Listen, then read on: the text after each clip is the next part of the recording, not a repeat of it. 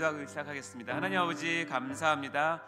저희에게 귀한 만남 허락하여 주시고 이 자리에 또 하나님 말씀을 들고 같이 나눌 수 있게 해주셔서 진심으로 감사합니다. 성령님 이 자리에 임재하여 주시옵소서. 하늘문을 여시사 신령한 은혜로 우리가 질병과 건강에 대해서 깊이 생각하며 하나님을 알아가는 귀한 시간 될 수 있도록 축복하여 주시옵소서. 감사드리며 예수님 이름으로 기도하옵나이다. 아멘. 이렇게 수도노회 특강에 이렇게 초청해 주셔서 감사합니다. 저를 잘 모르시죠? 자, 이렇게 강의 듣기 전에 우리가 또 강의 잘 듣기 위해서 하는 게 있는데 우리 스트레칭 한번 해볼까요? 자, 한번 쭉 올려보시고, 자, 좌우로 크게 좋습니다. 내려오면서 어깨 한번 이렇게 돌려보시고요. 자, 고개도 한 번씩 돌려보세요. 네. 좋습니다. 자, 손목 발목 편안하게 하시고요. 이 시간은 아마 이렇게 교회 중직자분들, 장로님도 계시지만 권사님들이나 안수집사님들 이렇게 오신 걸로 알고 있습니다. 어쨌든 귀한 시간 이렇게 만나게 돼서 너무나 반갑고요. 그래도 처음이니까 제 소개를 잠깐 하도록 하겠습니다. 저는 이재훈 목사인데, 의료 목사라는 말은 저기 담임 목사님이신 소강서 목사님께서 제가 이제 목사가 되면서 의료를 좀 감당하라고 해서 의료 목사라는 말을 좀 붙여주셨는데요. 저는 연세대 의대를 졸업을 했고 내과 전문이 특히 소화기 내과입니다. 대장 내시경, 위내시경이 제 전공이고요. 지금 현재 저기 죽전에 있는 다건연세내과에서 원장으로 또 현직으로 일을 하고 있습니다. 칼빈 신대원을 졸업했고 지금 세해den교회에서 메디컬 처치 부서를 담당하고 있는 부목사이기도 합니다. 그러면서 칼빈대 신대원에서 조직신학을 또 가르치고 있고요. 그리고 의료와 목회, 건강한 교회 세움학이라는 과목을 현재 가르치고 있는데요. 여러분, 건강 강좌라고 해서 어떻게 생각하고 오셨습니까? 제가 의사 면허 딴 지는 32년 됐습니다. 그리고 개원한 지는 23년 차인데요. 젊어 보이죠? 어저께 염색을 했습니다. 원래는 반백이었는데 여러 번 뵌다고 또 염색을 딱 하니까 훨씬 젊어 보이는데, 제가 면허 딴 지 32년 됐다고 생각을 하시면 그렇게 안 보이잖아요. 의사는 경력이 한 30년 있게 경력이 있고요. 목사 된 지는 제가 특별히 또 하나님 말씀에 대한 소명을 받아서 목사 된 지는 이제 2년 3개월 됐습니다. 22년 10월 10일 날 안수를 받았는데요. 건강 강좌라고 하는 거는 제가 의사 입장에서 여러분께 얘기해도 되고, 근데 그거는 의사 입장에서 얘기하는 거는 아마 여러분 유튜브를 찾으면 웬만한 병들은 저보다 훨씬 더 많이 알고, 실은 여러분이 본인이 갖고 있는 병은 실은 저보다 더 잘 알 수 있어요. 그리고 제가 목사로서 만약 강좌를 한다면 여러분 설교 시간이 많이 들었던 이야기일 거라고 생각을 해요. 그래서 이 시간은 제가 의사이면서도 목사이잖아요.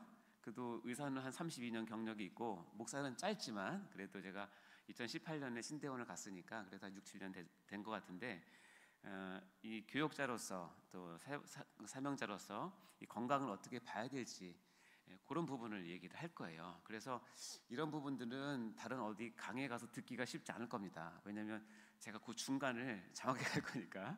그러니까 편하게 생각하시고, 자세한 질병이나 이런 것들은 실은 저한테 개인적으로 알려주셔도 되는데요. 오늘 하는 주된 이유는 여러분 교회를 섬기시기 때문에 교회에서 여러분 많은 성도들을 대면하시면서 특히 건강에 대해서, 질병에 대해서 관심이 많은데 그 어떤 큰 원칙 같은 걸 한번 되짚어보는 시간이라고 생각을 하시면 됩니다. 지금부터 한 26년 전에 혹시 이 허준이라는 드라마 기억나십니까? 아마 우리 지금 계신 연배 분들은 이거 굉장히 많이 보셨을 텐데, 이 허준에서 나오는 대사 가운데 동의보감에 적혀 있다고 합니다.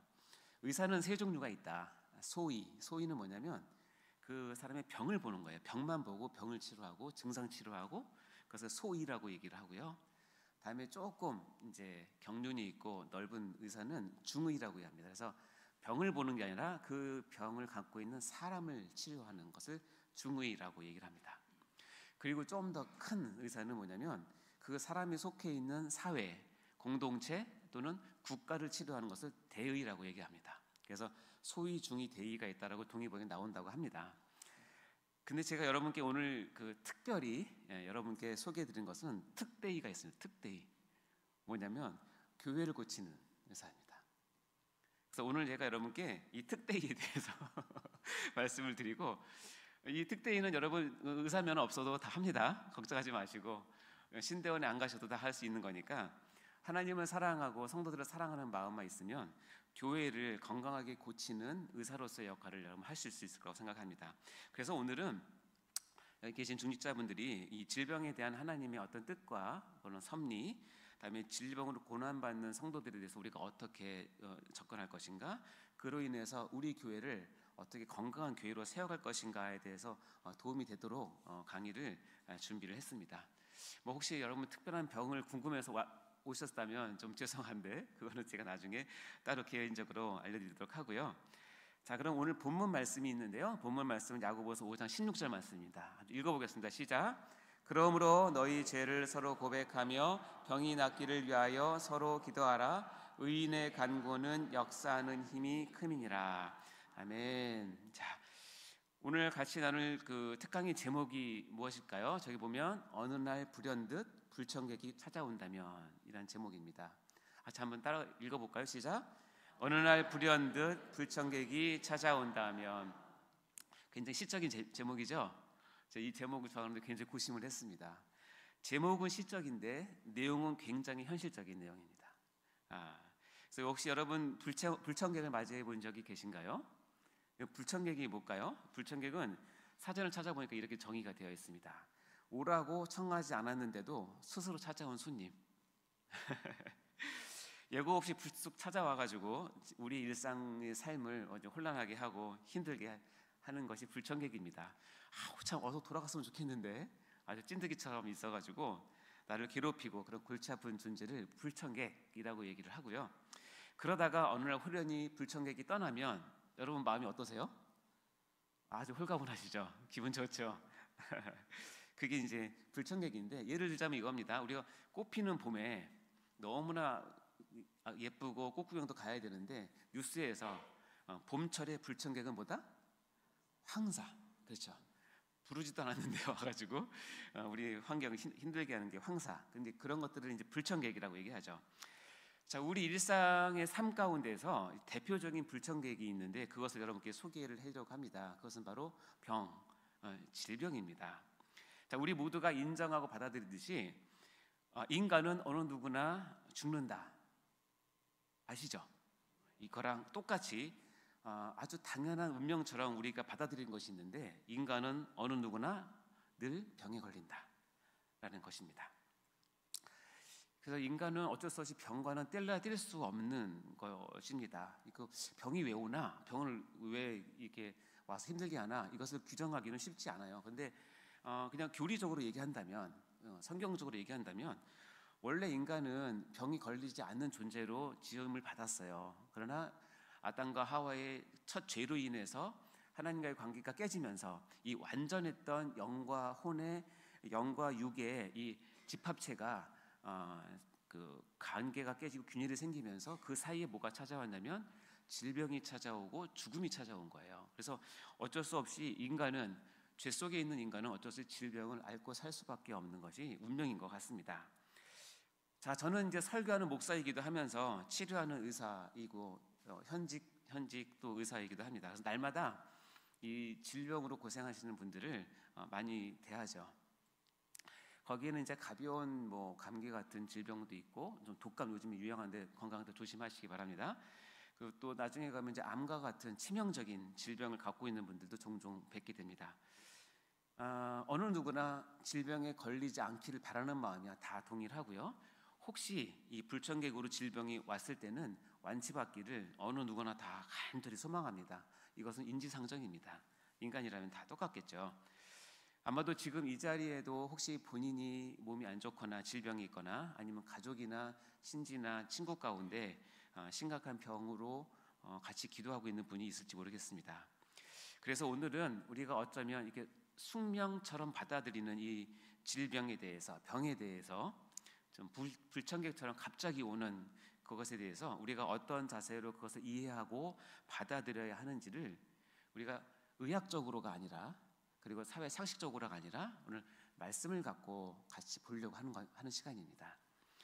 그래서 특별히 이게 신앙을 가지고 있다라고 하는 우리는 이런 대표적인 불청객인 질병이 찾아왔을 때 우리가 가장 속기 쉬운 그런 포인트를 짚어보고요. 그리고 우리가 앞으로 신앙적인 대처 방향을 어떻게 했으면 좋겠는가를 나누는 시간입니다. 그러니까 일반 건강 강좌는 좀 다르죠. 자, 그러면 첫 번째 생각할 건 이겁니다. 야, 그러면 이런 질병이라는 불청객이 평생에 걸쳐서 안 올 수는 없는가? 아마도 평생에 질병이 한 번도 안 걸리고 있는 사람들은 거의 없을 건데, 우리는 상식적으로 생각하면 병에 안 걸리면 참으로 복받은 사람이다라고 생각을 하는 경향이 많습니다. 물론 병 없이 건강하게 오래오래 장수하는 것도 하나님께서 주시는 특별한 축복인 것은 확실합니다. 그러나 누구나 이런 꿈은 꾸죠. 그러나 누구나 다 그렇지는 않은 것 같습니다. 왜냐하면 이 시편 73편의 말씀을 보면, 같이 읽어볼까요? 시작. 이는 내가 악인의 형통함을 보고 오만한 자를 질투하였음이로다. 그들은 죽을 때도 고통이 없고 그 힘이 강건하며. 시편 73편 아삽의 시라고 하는데, 이 아삽이 큰 실족을 했어요. 뭐냐면 내가 보기에 분명히 저 사람은 악인인데 너무너무 잘 되는 거예요. 그것 때문에 이 열등감, 비교의식 때문에 하나님 앞에 나가서 막 불평을 할 정도로 큰 시험이 들었는데, 첫 번째 시험이 뭔지 아세요? 뭐냐면 그들은 죽을 때도 고통이 없고 그 힘이 강건했다는 거예요. 분명히 악인인데 너무너무 건강한 거예요. 다른 사람 감기 걸릴 때도 감기 한 번 안 걸리고, 다른 사람 암 걸릴 때도 한 번도 안 걸려서 정말 저 사람은 어떻게 저렇게 건강한가? 근데 악인이에요. 이것을 보면 뭐냐면 우리가 보는 성경이 인정하는 악인의 형통함 중에는 뭐도 있냐면 건강한 모습까지도 있을 수 있다는 거예요. 그러니까 우리 삶에 질병이 없다는 것만으로 우리가 하나님께 신앙을 온전시킨다라고 생각하는 것은 오산입니다. 꼭 그렇지 않다는 거 꼭 기억하셔야 되고요. 자, 두 번째는 볼까요? 그렇다면 우리 몸에 이런 불청객이 찾아온다면, 여러 가지 원인으로 질병이 찾아온다면 어떻게 해야 되는가? 이제 그 문제거든요. 그러니까 단순한 감기부터 시작을 해서 우리가 걱정하는 암 이런 것들, 뇌혈관 질환 이런 것 모두가 우리가 감당하기 벅찬 그런 병들까지도 포함되어 있습니다. 어쩌면 아까도 금방 말씀드린 것처럼 우리가 인간으로 태어났기 때문에 질병은 친구처럼 같이 지내는 것이 맞는지도 모르겠어요.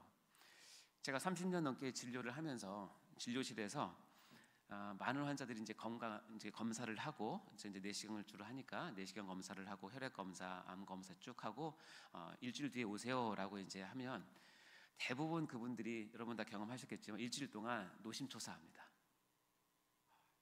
너 혹시 숨겨진 뭐가 있나? 있었는데 그게 악화되지 않았나?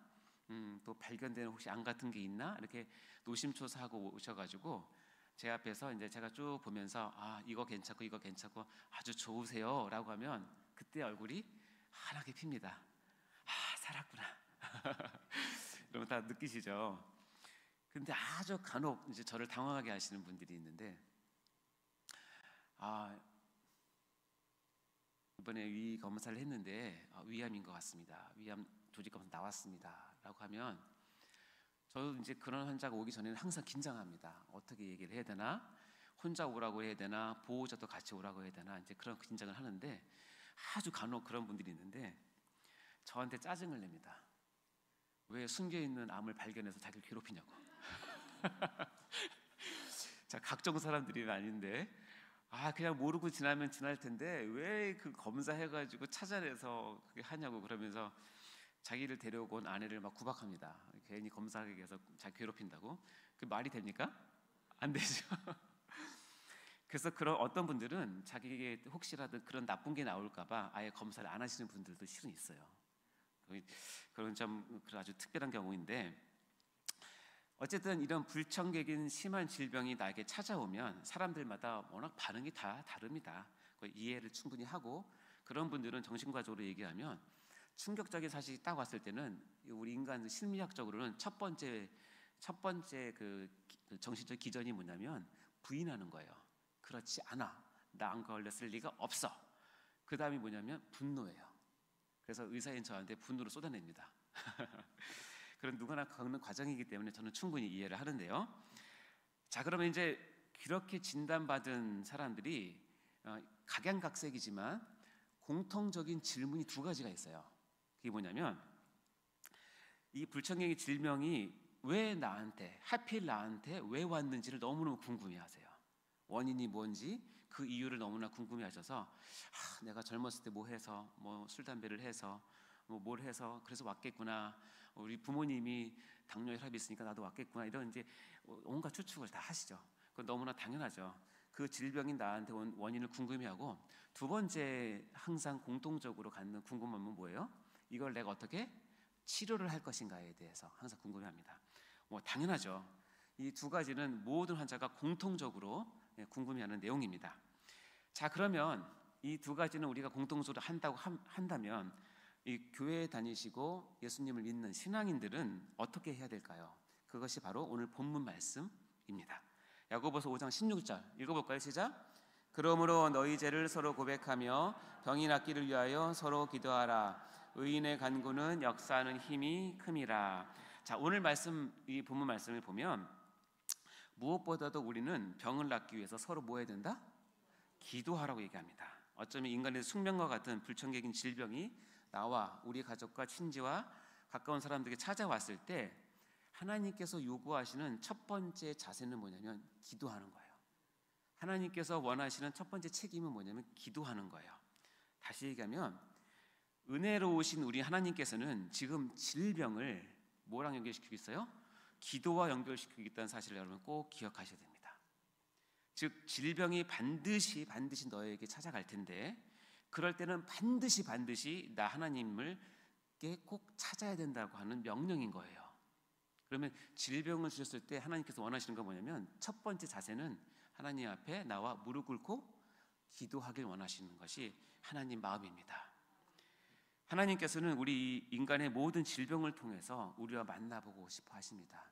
물론 그것이 우리에게는 고통이고 괴롭고 힘든 일이고 안 좋은 일임에도 틀림없지만, 그러나 하나님은 여호와 라파의 하나님이세요. 아멘. 모든 질병을 치유하실 수 있는, 우리에게 건강도 주시는 하나님이시지만 우리의 질병도 온전히 고칠 수 있는 분이 하나님 한 분이세요. 그 하나님을 우리가 믿고 바라고 의지하길 바라는 마음으로 우리에게 질병을 주신다는 것입니다. 주셨다기보다는 허용하신다는 것이죠. 이런 겁니다. 얘야, 불청객이 너한테 왔니? 그럼 나한테 기도하렴. 나에게 신음소리를 내렴. 나에게 매달리렴. 그러면 내가 너를 반드시 만나줄 거야 라고 하는 러브스토리가 이제 시작이 되는 겁니다. 근데 너무 안타까운 건 뭐냐면 질병이 왔음에도 불구하고 하나님을 찾지 않는 사람도 있다는 거예요. 하나님을 모르는 사람이 하나님 찾지 않는 거야 우리가 이해하지만, 교회에 있는데도, 성도인데도 질병이 왔는데 우왕좌왕하고 당황하고 화내고 분노하고 다른 사람한테 그 감정을 투사하기 바쁘지 하나님께 무릎 꿇고 진지하게 나가는 사람이 많지 않다는 겁니다. 이것이 바로 우리가 질병을 어렵게 겪는 이유 중에 하나입니다. 여러분, 병에 걸리셨으면 처음에 뭐 해라?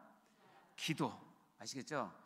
지금부터 얘기하는 건 나에게만 적용하는 것이 아니라 내가 지금 맡고 있는 교구 식구들, 우리 성도들에게도 동일하게 안내해 주시면 됩니다. 자, 여러 가지 이유들이 많겠지만 우리 불청객인 질병이 오는 이유는 크게 세 가지 정도로 우리가 볼 수 있는데요. 우리가 가장 많이 생각하는 건 우리 죄와 연관이 있는 것이 아닌가?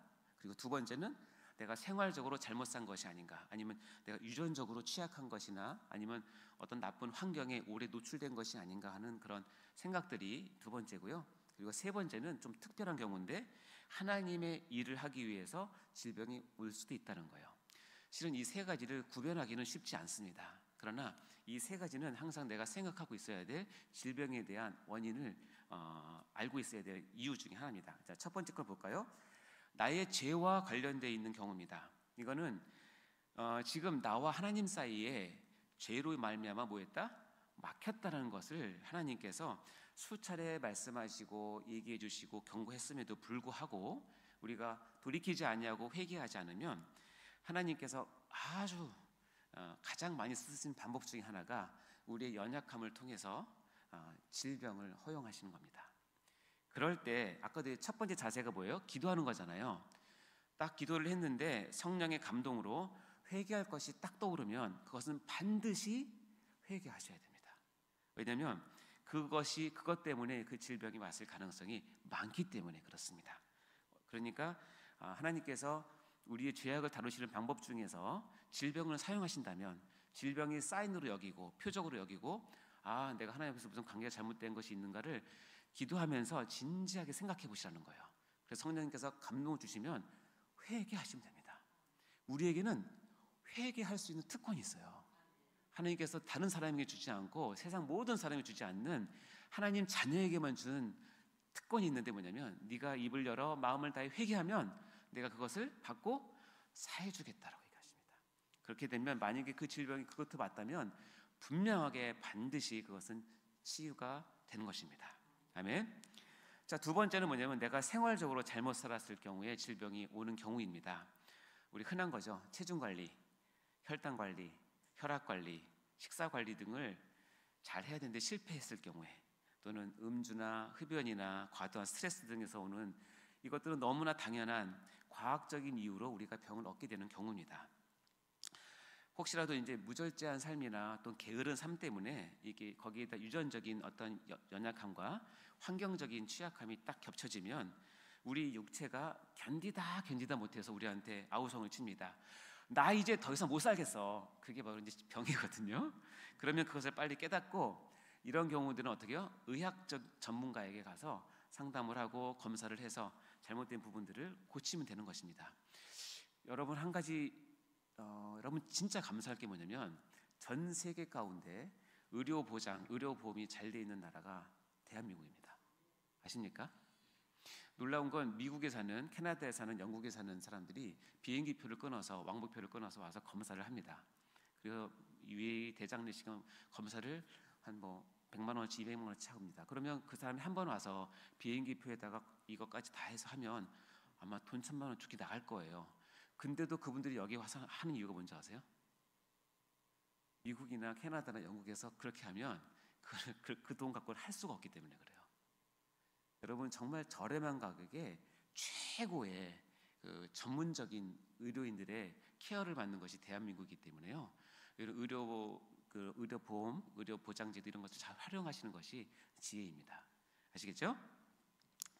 자, 그런데 이 두 가지 이제 죄를 지어서 아니면 내가 생활적으로 잘못해서 오는 경우 이해가 되지만 여러 중직자님들처럼 특별히 이제 열심히 있고 헌신 있고 정말로 법 없이도 살만한 분인데도 어떤 분들은 질병이 오는 경우가 간혹 있습니다.